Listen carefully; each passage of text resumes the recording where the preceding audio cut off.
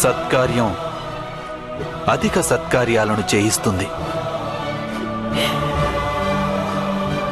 దుష్కార్యం అధికాధికంగా దుష్కార్యాలను చేయిస్తుంది. కానీ దుష్కార్యాలకు గురి అయిన మనిషి జీవితమే నరకప్రాయమవుతుంది సఖీ. కానీ బాధంతా నేను అనుభవిస్తున్నాను కదా గోవింద. అయితే ఆ బాధను నీవు త్యజించు సఖీ.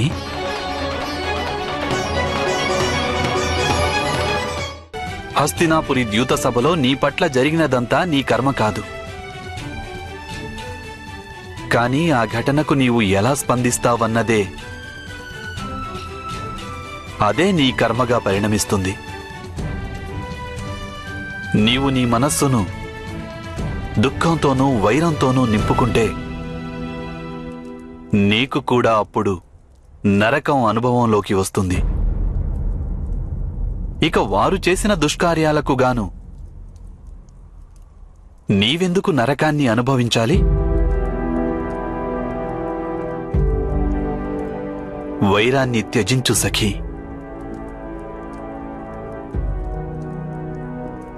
మనస్సును నిర్మలం చేసుకో. తనలో వచ్చి కలిసిన మాలిన్యాన్ని నది సముద్రంలోకి నెట్టివేస్తుంది. నది స్వచ్ఛమైపోతుంది. నీవు కూడా నీ బాధలన్నింటినీ పరమాత్మ పరం చెయ్యి. పరమాత్మ ఈ లోకంలోని సమస్త బాధలను తనలో విలీనం చేసుకునేందుకు సదా సంసిద్ధుడు.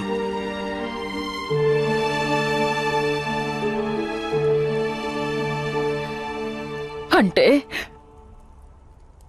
కురు సభను క్షమించాలంటావా?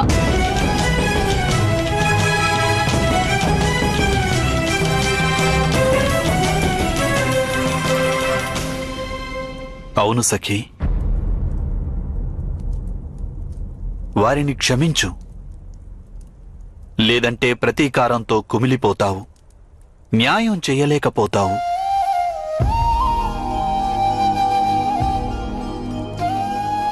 ప్రతీకారం అనేది దుష్కర్మ,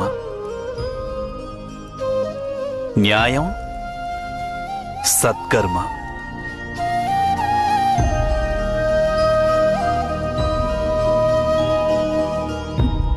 భేదమేమిటి గోవిందా?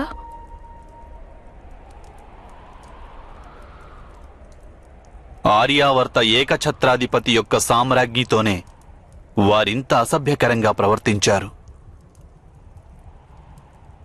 ఇక లోకంలోని సామాన్య స్త్రీలను ఏ స్థితికి చేరుస్తారు? ఆలోచించు సఖీ.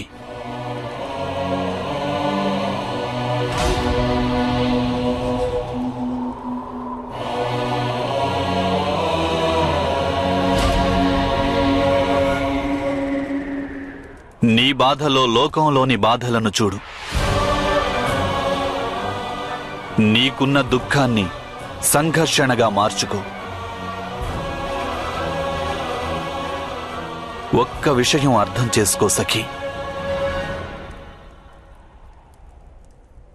ఎవరైతే తమ బాధల గురించి చింతిస్తూ జీవిస్తారో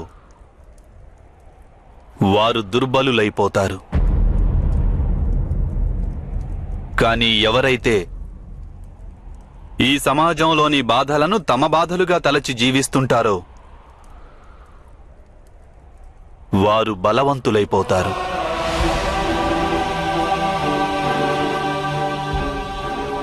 కేవలం తమ బాధల గురించే ఆలోచించటం దుష్కర్మ అవుతుంది. అయితే ఈ లోకంలోని బాధలకు పరిష్కారం ఆలోచించడం సత్కర్మ అవుతుంది.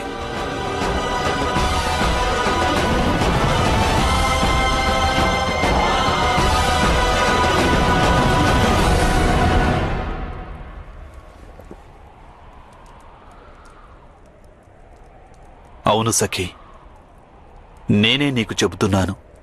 సర్వప్రథమంగా దుర్యోధనుని క్షమించేసేయ్. వాని వినాశనానికి అదే తొలి మెట్టవుతుంది.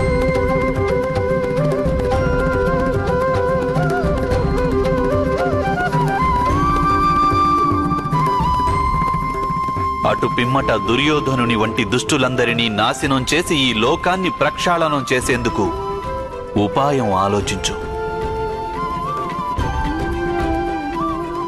నీ స్వార్థం కోసం కాదు, లోక కళ్యాణం కోసం. సమాజంలో దుర్బలులైన స్త్రీలు పురుషులను ఉద్ధరించేందుకు యుద్ధం చేయి. పరమార్థం కోసం చేసే యుద్ధంలో అందులో ఎంత హింసాకాండ జరిగినా అది ధర్మయుద్ధమే అనిపించుకుంటుంది.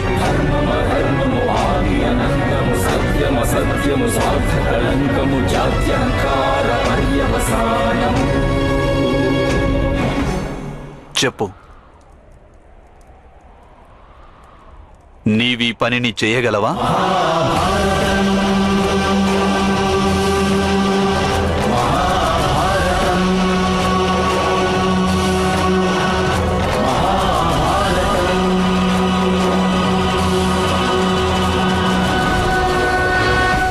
చేస్తాను గోవింద. నా హృదయం అంధకారంలో ఉంది. ఆ అంధకారంలో నీవు జ్ఞానదీపాన్ని వెలిగించావు.